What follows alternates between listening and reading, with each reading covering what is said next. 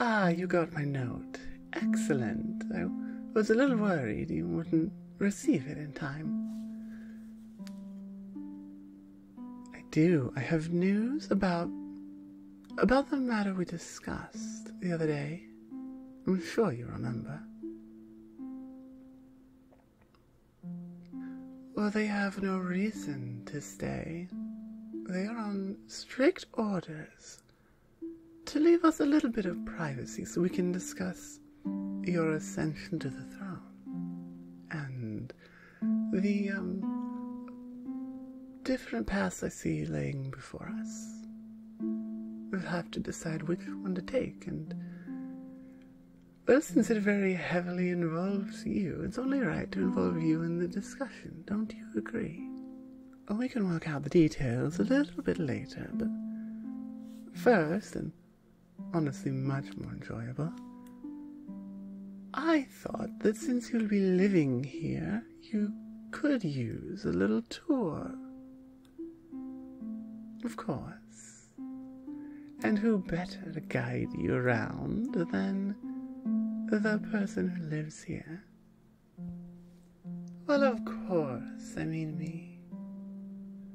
And I was thinking that maybe we could get a little more familiar with each other. Well, first things first, darling, let me give you that tour, because if you're going to be living here, it's going to be very important to know what everything is. Because of how large it is. Did you not see the size of this palace before? You were only brought to the dining hall before. Oh, that was the public dining hall. There's the secondary one that is used for more private matters, or negotiations with Atlantis, or celebrations among close friends and family. And you are soon to become family. So, yes, and, well, it is a very large building. Now, they brought you through the main dining room, just as they did before. And, well, yes, quite obviously this is just a hallway. And all these doors. If you needed to use the restroom, which door would you pick? Well, truthfully, I just wanted to get you alone somewhere where I wouldn't have eyes watching me. Well,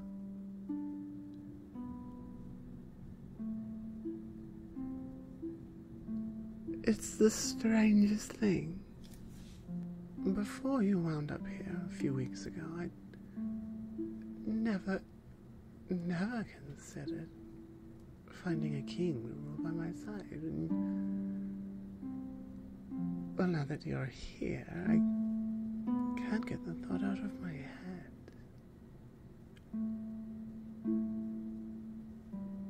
Well, it could mean any number of things. Perhaps you're an evil magician who's cast a spell on me. Yes, considering your reaction when you realized magic was real, it is very unlikely. Ah, see, it could be someone else. Employer, perhaps.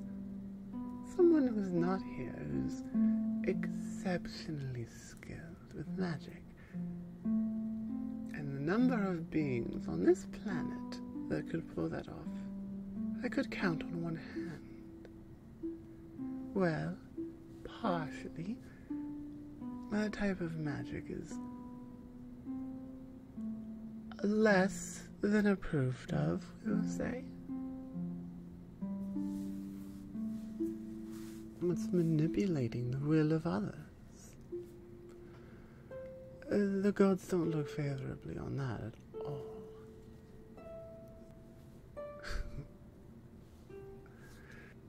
Oh, no, it's not that. No, it's not so much that only a few individuals possess that type of magic, and more that in order to pierce all of the protective barriers we've put in place, they would have to be exceptionally powerful. And someone that powerful leaves some sort of trace. All magic is, how to put it into terms you'll understand. Magic is like a fingerprint. Many can cast similar spells, but there's always a unique angle to those spells, something that makes it different from anyone else casting it, and that can be used to trace it back. And the more powerful a spell has to be in order to pierce these protections, the more difficult it is to hide those unique differences. Correct. And because I'm an expert in scrying magic, it's very, very difficult to hide such things from me. Now, I think what's most likely is that I had never even given any thought to having someone rule by my side. And now that it's a possibility, I realize it's something I've always wanted, but didn't really have the words for, or no, I guess it's more wouldn't let myself realize. Well, this is definitely a little one-sided, but scrying magic, I know more about you than you think. Oh, no, I would never do that. Not without your permission. But because I'm so practiced,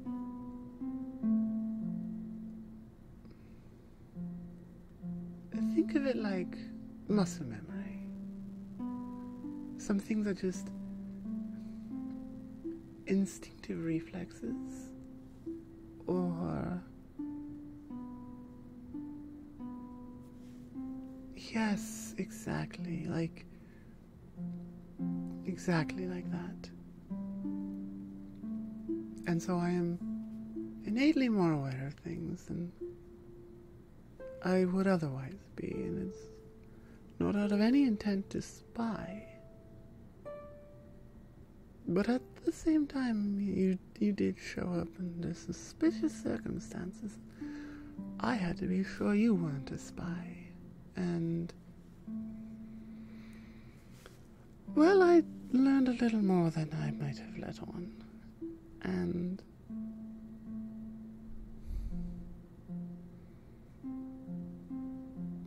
but you are such a good person at heart. If I didn't see that, I never would have suggested this in the first place. No. And now you look at me. No, you stop that. It's not about what you believe you are worth. It's about what you are actually worth. Only one of us here is a master of uncovering the truth. So, I would say my word on this has a little bit more weight to it than yours does. And besides, I'm heading off track. Just being around you makes it hard to focus on anything. The reason I called you here, there was a reason. What was the reason? Yes, thank you, yes. To discuss the matter of convincing one of the gods to champion you before the Pantheon to grant you access to magic.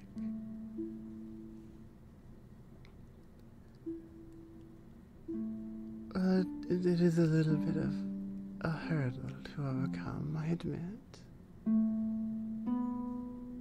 There are definitely other things I'd rather do with you first. But on this one, my hands are tied. So,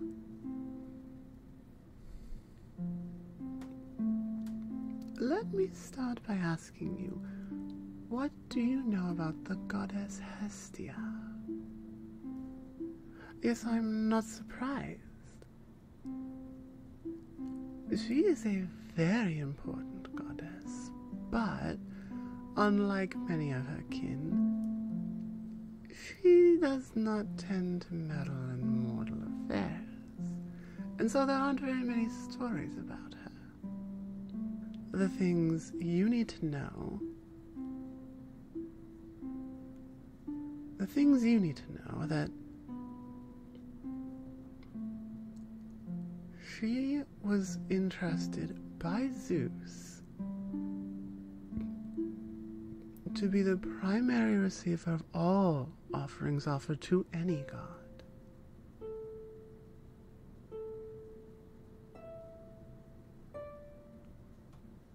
Yes, exactly. Any offering made to anyone, she must be given an offering first. So any offer we were going to give to anyone, we must also pass by her. And accordingly, she is quite powerful and holds a lot of sway within the Pantheon. In fact, there's not a single god or goddess who dislikes her. Not one. And I know you've heard this. Do you know how rare that is? They're often at each other's throats. But Hestia? No one bothers her. Everyone loves her. She's kind, unlike some of her siblings. She genuinely cares to help humanity. To this day, did you know offerings made in other buildings to other gods, she still oversees those as well and receives a portion of the benefit? So while the worship of the Pantheon has fallen, she has not. In fact, her standing among the gods has risen almost to rival Zeus. But that's the interesting part about it. He doesn't mind. Correct. None of the gods mind this arrangement, because it's Hestia's sacred fire that allows offerings to even be sent to gods in the first place. Without her, there is no offering. Now, the issue before us is that Hestia does not often deal in mortal affairs. So, how do we convince her precisely? How do we convince a goddess who always stands by the sidelines to stand up and cheer? Well, Fortunately, I already have an answer. I have an answer that I believe would be very swiftly accepted by the entire Pantheon. Will you remember the plan, don't you?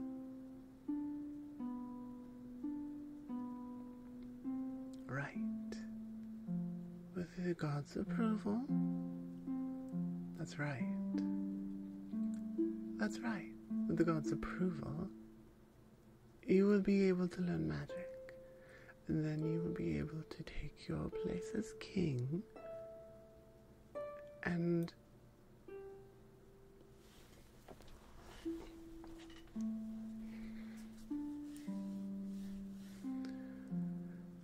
we will take our place on the world stage as a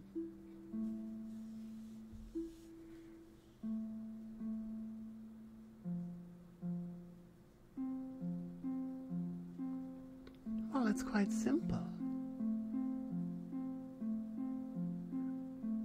By revealing ourselves, by stepping into the spotlight, so to speak, we are unveiling that magic does indeed exist, that the gods are real.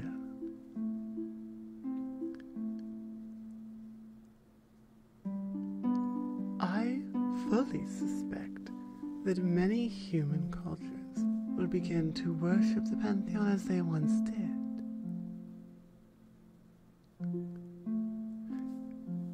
Yes, meaning the Pantheon's powers will grow, including Hestia's, of course, but all of them, to some degree.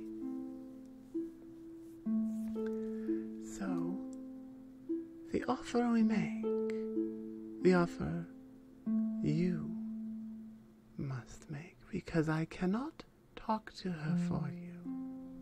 Oh goodness, no, not oh, no, absolutely not.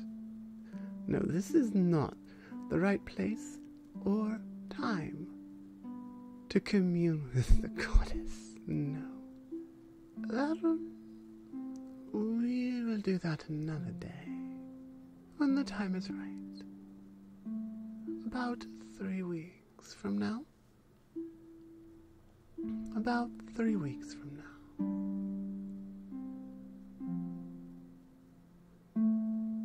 More importantly, you're here. I'm here. And look where we are now. It just so happens to be my private chamber. Why don't we continue your tour? Why don't we continue your tour inside? I have something very special I'd like to show you. I don't need magic to be able to tell you that you would enjoy it very much. I don't need magic to tell you that you would definitely enjoy it very much if you took me up on this offer. Oh, yes. Make you quite happy.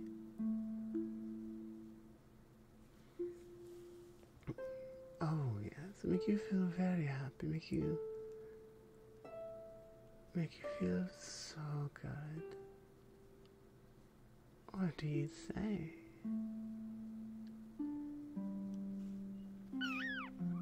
Oh, come on. There's no need to act all shy. We're basically engaged already. Even if it is in secret for now.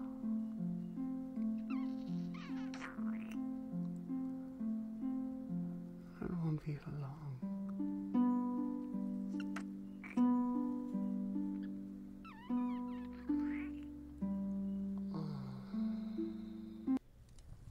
Hi everyone, Star here, and thank you for listening.